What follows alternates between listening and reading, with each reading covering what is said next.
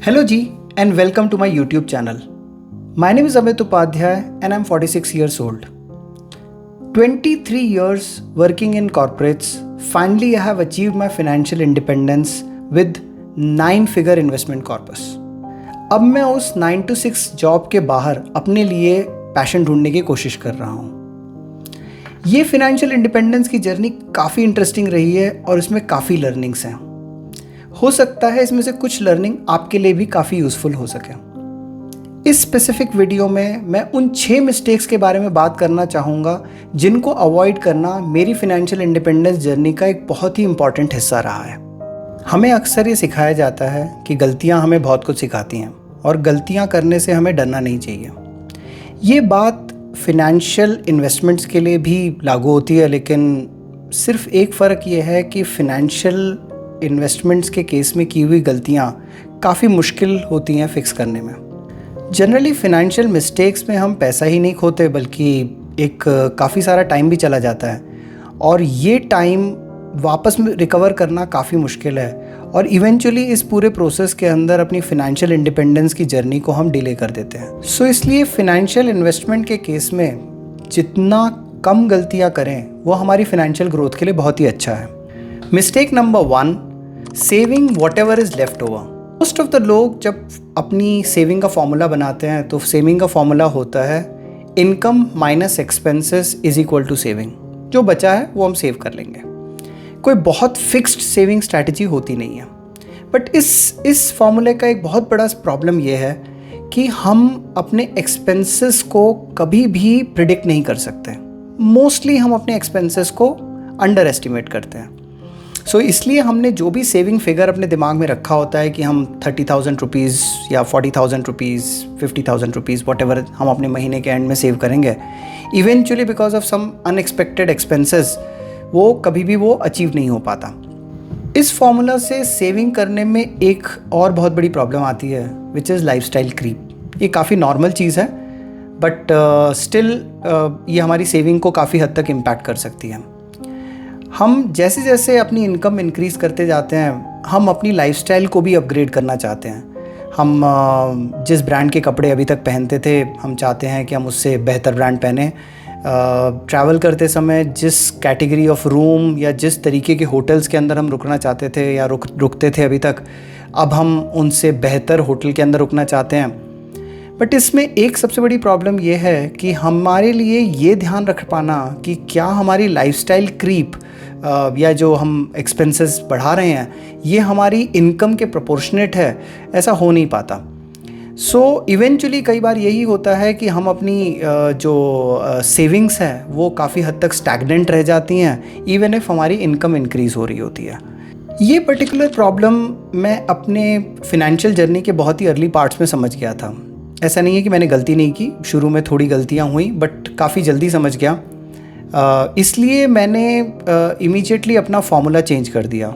मेरा formula change करके हो गया कि expenses is equal to income minus savings. So मैंने अपनी सेविंग्स को फिक्स कर दिया, उसका चाहे वो परसेंटेज हो, चाहे वो एक एग्जैक्ट फिगर हो या वो हर सैलरी इंक्रीज़ के साथ होने वाले स्टेप अप हों। मैं उस अमाउंट को पहले ही फ्रीज़ करता था और मंथ के सेकेंड डे पर मैं वो एक स्पेसिफिक अमाउंट जो मैंने पहले से डिसाइड कर रखा था वो स्पेसिफिक अमाउंट मेरे सैलरी अकाउंट से मूव होकर के एक दूसरे सेविंग्स अकाउंट में चला जाता था। और ये सेविंग अकाउंट था जिसमें से मेरी सारी की सारी इन्वेस्टमेंट, चाहे वो मेरे SIP हों चाहे वो मेरे स्टॉक इन्वेस्टमेंट्स हों, सभी इसी अकाउंट से हुआ करते थे। और इस अकाउंट में मैंने कभी भी कोई पेई अपने अकाउंट का ऐड नहीं किया।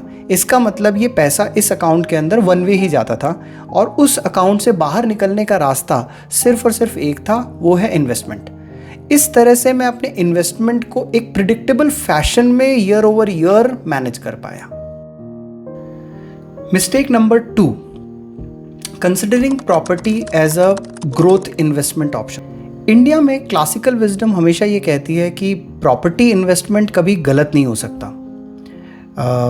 ऑफ कोर्स प्रॉपर्टी एक टेंजिबल इन्वेस्टमेंट है और आपके पास 1, 2 या 3 घर हैं वो आसानी से उससे पता चल सकता है कि आप फिनेंशियली कितने सक्सेसफुल हैं। आपके बैंक में रखा हुआ पैसा किसी को पता नहीं चल सकता। पेरेंट्स जनरली बहुत खुश होते हैं आपके प्रॉपर्टी इन्वेस्टमेंट्स में। ये सोच इतनी गलत भी नहीं है, क्योंकि अगर पास्ट में देखा जाए तो देयर आर मेनी एग्जाम्पल जहाँ पे लोगों ने काफ़ी कंसिडरेबल फाइनेंशियल ग्रोथ प्रॉपर्टी में इन्वेस्ट करके की हैं। बट अभी टाइम बदल चुका है। अभी जितना भी रेजिडेंशियल प्रॉपर्टी मार्केट है that is entirely based on flats and it is controlled by builders. और जब आपको जो भी प्रॉपर्टी बेची जाती है उसमें जितने भी ग्रोथ एस्पेक्ट हैं, चाहे वो पास में एक मॉल आने वाला है, एक रिंग रोड कनेक्ट हो रही है, ये रोड बहुत ब्रॉड होने वाली है, ये सारे के सारे एस्पेक्ट ऑलरेडी आपके प्राइस में इनकॉर्पोरेट कर लिए गए होते हैं। 10 साल का डेटा, एक एवरेज डेटा अगर हम देखते हैं तो प्रॉपर्टी ग्रोथ इंडिया में 6-7-8% मैक्स कैगर पे ग्रोथ हो पाई है। ऑन टॉप ऑफ दैट अगर हम 2 से 3% रेंटल यील्ड की भी बात करते हैं तो मैं नहीं कहूँगा कि ये बुरा फिनेंशियल इन्वेस्टमेंट ऑप्शन है, बट ये कोई ऐसा हाई ग्रोथ इन्वेस्टमेंट ऑप्शन नहीं है और it should not be a first and the default choice for anyone to make the investment on. So 2001 में मैंने जॉब शुरू की। ऑफ कोर्स उस समय मैं प्रॉपर्टी के बारे में नहीं सोच रहा था, बट कुछ सालों बाद मैंने देखना शुरू किया कि मेरे दोस्त आसपास सभी प्रॉपर्टी के बारे में सोच रहे हैं। किसी भी तरह से डाउन पेमेंट करके अगर वो लोन लेकर के प्रॉपर्टी ख़रीद सकते हैं तो वो ख़रीदना चाहते थे। और जब मेरा फाइनेंशियल मैथमेटिक्स हुआ तो मुझे कहीं से भी वायबल नहीं लगा कि एक सिग्निफिकेंट लोन लेकर के प्रॉपर्टी ख़रीदना और उसके ग्रोथ पे बेट करना एक अच्छा ऑप्शन होगा, तो मैंने अवॉइड किया। Finally after getting married in 2009, after 8 years of working, मैंने फिर प्रॉपर्टी ख़रीदने का डिसाइड किया। और उसका भी सबसे बड़ा ट्रिगर पॉइंट ये था जब 2008-2009 के फाइनेंशियल क्राइसिस के बाद प्रॉपर्टी मार्केट में थोड़ा करेक्शन आया था, तब मुझे लगा कि शायद ये अच्छी अपॉर्चुनिटी है जहाँ पर कि मैं प्राइजेस, थोड़े रीजनेबल प्राइजेस पे मैं प्रॉपर्टी ख़रीद सकता हूँ। So it was a very very well calculated decision. Even after that जब मैंने अपनी प्रॉपर्टी अपग्रेड और अपना घर अपग्रेड करने का प्लान किया, जिस दिन मैंने अपना घर बुक किया उसी दिन मैंने अपने एग्जिस्टिंग घर को सेल करने के लिए लिस्टिंग पे डाल दिया। बहुत बार ये सवाल आया, पेरेंट्स की तरफ से भी सवाल था कि उसको बेचने की ज़रूरत क्या है, तुम्हारे पास फिनेंशियल ज़रूरत नहीं है। But still I was very clear about it कि at this point of time investing in flat as an investment option is not really a good option. और इसकी वजह से मुझे ये फ़ायदा हुआ कि मेरा लोन काफ़ी कम था। मैं अपने एग्जिस्टिंग प्रॉपर्टी के पैसे को अपने नई प्रॉपर्टी में यूज़ कर सकता था। तो मेरे लिए ये काफ़ी सेंसिबल फिनेंशियल डिसीजन हो गया। Mistake number 3, making the big financial expenses of your life looking at the future need. Big investment of our life जैसे कि घर, कार खरीदते समय मोस्ट ऑफ द लोगों के दिमाग में एक ख्याल होता है कि जब हम इतना बड़ा इन्वेस्टमेंट कर रहे हैं, इतना बड़ा एक्सपेंस कर रहे हैं, तो eight this point of time हम जो भी कर रहे हैं वो फ्यूचर प्रूफ होना चाहिए। सो हम फ्यूचर नीड्स को देख करके हम अपने एक्सपेंसेस करने लगते हैं। जैसे कि अगर हम 2 bedroom घर खरीद रहे हैं तो हम सोचने लगते हैं कि क्यों ना 3 bedroom खरीद लिया जाए। अगर हम छोटी कार से भी काम चला सकते हैं तो हम सोचते हैं कि थोड़ी बड़ी कार ले लेते हैं। बट इस सब में हम एक बात भूल जाते हैं, ये एक्सपेंस फ्यूचर नीड्स पर है बट हमारी इनकम आज की है। इट मीन्स दैट कि हमारे लिए वो एक्सपेंस जो फ्यूचर नीड पे बेस्ड है is going to be extremely financially draining. या तो हमें बहुत बड़ा लोन लेना पड़ेगा, या फिर ऐसा हो सकता है कि हमें अपने किसी इन्वेस्टमेंट को लिक्विडेट करना पड़े। बट ये सारे के सारे चीज़ें आपकी फिनेंशियल प्लानिंग और ओवरऑल फिनेंशियल ग्रोथ, जिससे कि हमारी फाइनेंशियल इंडिपेंडेंस कनेक्टेड है, उस सबको डीले कर सकते। फ्यूचर नीड के बेस पे एक्सपेंस आज करने का एक बहुत बड़ा प्रॉब्लम यह है कि वो फ्यूचर नीड हम आज बैठ करके एंटिसिपेट करते हैं। कई बार हमें पता भी नहीं होता कि वो फ्यूचर नीड वाकई में वैसी पैन आउट होने वाली है भी कि नहीं।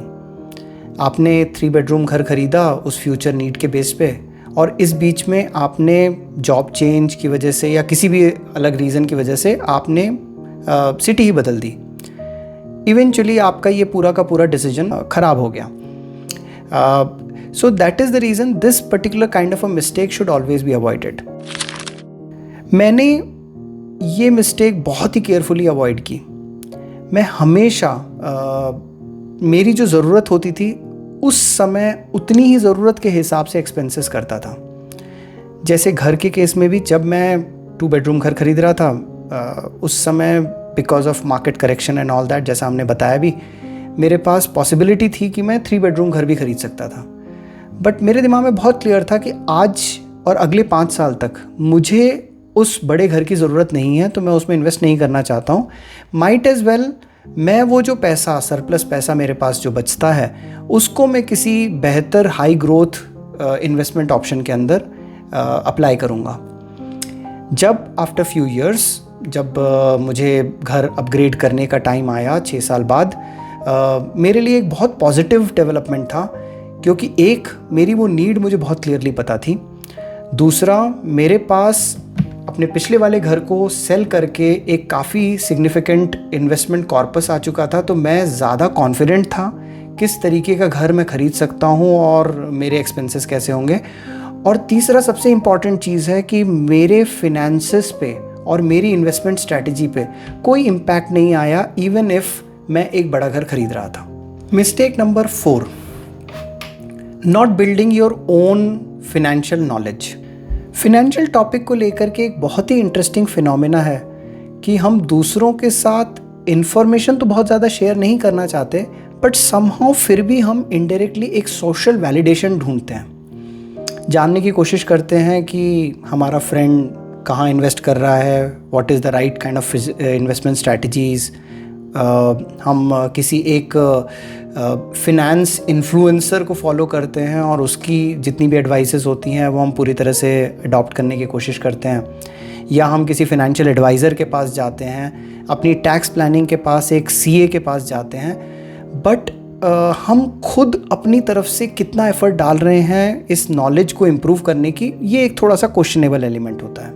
I am sure you will find people who are looking for great investment tips, चाहे वो एक शेयर हो, चाहे वो म्यूचुअल फंड हो, they are always looking for some kind of a tips। कई बार हम भी यही गलती करते हैं, बट हम इस सब चीज़ों के बीच में एक इम्पॉर्टेंट आस्पेक्ट भूल जाते हैं कि ये पैसे तो हमारे अपने हैं। हमारे अपने पैसे के बारे में कोई भी इंसान किसी भी तरीके से हमसे बेहतर नहीं समझ सकता हमारी फाइनेंशियल सिचुएशन को, हमारे रिस्क्स को, हमारी इन्वेस्टमेंट एपेटाइट को, हमारे अनएक्सपेक्टेड एक्सपेंसेस को। सो कोई और हमारे लिए कोई भी इन्वेस्टमेंट एडवाइसेस दे ही नहीं सकता है। मैं किसी फाइनेंस बैकग्राउंड से नहीं था, न मेरे पास ऐसा कोई एनवायरनमेंट था जो कि मुझे सिखा रहा था। सो इसलिए मुझे समझ में आ गया कि मुझे ये फिनेंस नॉलेज अपने आप से जनरेट करनी पड़ेगी, क्योंकि फिनेंशियल इंडिपेंडेंस का रास्ता फिनेंशियल नॉलेज से ही होकर के जाता है। इसलिए मैंने कभी अपने टैक्स फाइलिंग के लिए किसी सीए का इस्तेमाल नहीं किया। मैंने अपने किसी भी इन्वेस्टमेंट एडवाइस लेने के लिए किसी एडवाइज़र के पास नहीं गया। और अक्सर लोगों को इस बात को लेकर के गलतफहमी है कि फ़िनेंस इज़ अ बहुत कॉम्प्लिकेटेड टॉपिक। फिनेंस ओवरऑल है, पर्सनल फिनेंस नहीं, इतना कॉम्प्लिकेटेड नहीं है। और ये सारा कुछ एक दिन जानने की ज़रूरत भी नहीं है, ये सभी हम एक स्टेप बाय स्टेप सीख सकते हैं। अभी तो with the amount of knowledge which is available all around, it is very very easy, but there is no alternate to learning about the finance if you really want to grow your financial journey on an accelerated path. Mistake number 5, disproportional relationship between your financial knowledge and financial risk. Financial knowledge और financial risk के अंदर काफ़ी हद तक linear relationship है, but ये बात बहुत सारे लोग भूल जाते हैं और या इसको ध्यान नहीं देते हैं। और उसका आउटकम ये होता है कि जब आपकी नॉलेज कम होती है, आप रिस्क ज़्यादा ले लेते हैं, या फिर because of the lack of knowledge आप कभी रिस्क नहीं लेते हैं और आप नॉलेज इम्प्रूव भी नहीं करते हैं और आप उसी रट में फंसे रहते हैं। इसमें एक बहुत इंपॉर्टेंट चीज़ समझने लायक ये है कि कोई भी इन्वेस्टमेंट ऑप्शन जब तक कि वो बहुत सेफ होगा, उसके रिटर्न्स लिमिटेड होंगे। अगर वो हाई यील्ड देगा तो उसमें रिस्क ज़्यादा होंगे, और रिस्क को ऑफसेट करने का सबसे अच्छा तरीका नॉलेज ही होता है। So ideally the process should be that as you keep on increasing the knowledge about your financials, keep on increasing the risk also. जब मैंने अपनी जर्नी शुरू की थी तब मेरे पास फिनेंशियल नॉलेज कुछ भी नहीं थी, तो मैंने उस समय जो भी स्टेप लिए वो बहुत ही केयरफुली रिस्क एवर्स स्टेप थे। मेरा इन्वेस्टमेंट प्रीडोमिनेंटली ईपीएफ, पीपीएफ या थोड़ा बहुत ज़्यादा हुआ तो ईएलएसएस म्यूचुअल फंड से एक्सपेरिमेंट करना शुरू हुआ था।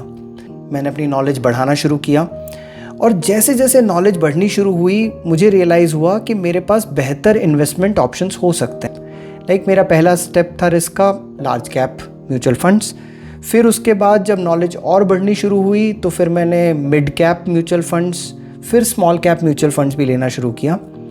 एंड बाय द टाइम 2009 के करीब मेरे पास 9 और 10 के करीब उतना फिनेंशियल नॉलेज हो गया था कि अभी मैं कुछ स्पेसिफिक स्टॉक्स खरीदना शुरू हो चुका था। जैसे जैसे मेरी नॉलेज बढ़नी शुरू हुई मैंने अपना रिस्क बढ़ाना शुरू किया और उन सारे इंस्ट्रूमेंट्स में जिसमें कि मुझे रिटर्न लिमिटेड मिलेगा, वहाँ से मैंने अपना पैसा मूव करना शुरू कर दिया उन ऑप्शंस के अंदर जहाँ पर कि मुझे रिटर्न ज़्यादा मिलेंगे।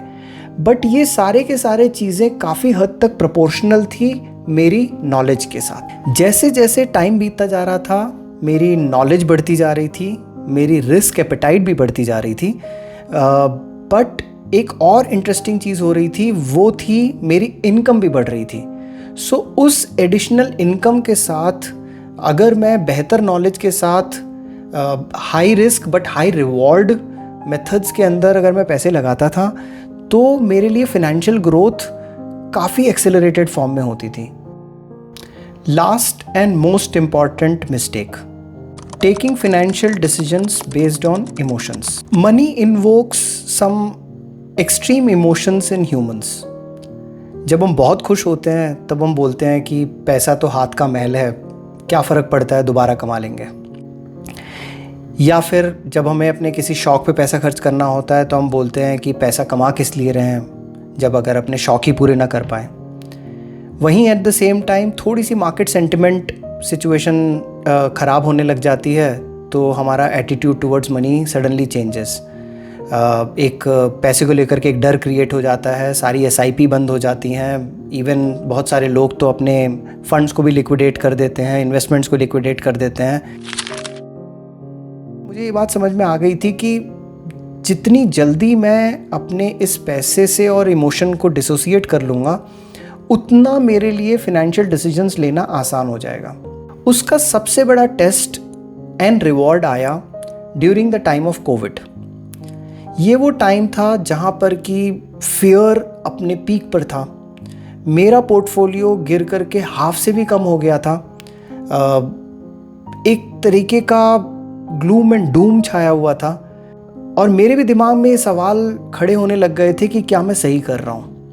तब मैंने ये सवाल अपने आप से पूछना शुरू किया कि ये जो all the losses that I am seeing on my portfolio, क्या मैं वाकई में eight this point of time अपना पोर्टफोलियो सेल करने वाला हूँ।